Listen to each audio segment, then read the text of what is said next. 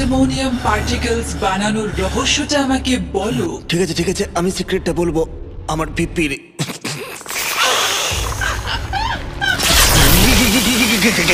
ঠিক আছে, তুমি যদি আমাকে না বলো আমায় তাহলে ওদের থেকে জেনে নিতে হবে। ও, তোমার সাথে দেখা করে খুব ভালো লাগলো, কিন্তু আমি নর্মাল বিস্টের মতো। তোমায় বলিনি, প্যান্থারকে বললাম। তুমি প্যান্থারের কথা বলছিলে এতক্ষণ। আমার কাছে নিয়ে এসো। আমি এসবের মধ্যে নিজেকে জড়াতে চাই না। আরে তুমি এটা কি করছো? আমার এটা ভালো লাগছে না।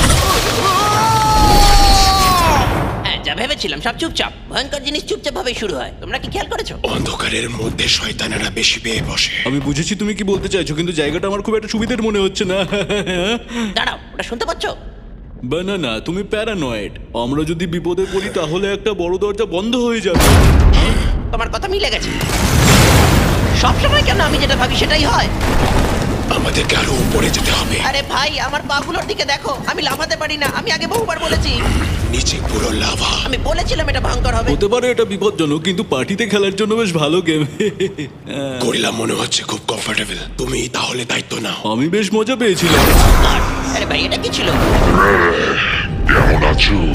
ইকোউইং। আরে এক মিনিট, এ তো সে যে পালিয়েছিল। অবাক লাগছে। তোমার পায়ের কি হলো? আমরা এরকম পা পাল্টাপাল্টি করতেই থাকি। আমি জানি না তুমি কি বলতে চাইছো। আমার সাহায্য চাই। তোমার লাগলে ক্ষমা এই করো। প্যান্থার, আমার মনে হচ্ছে গরিলা আমার উপকার করতে গিয়ে আমাদের অপকার করে আমি দিয়েছে। এখন ব্যস্ত। আরে দারুণ, তোমার সেই ফায়ার পাওয়ার্স। আমি চেষ্টাও করছিলাম না।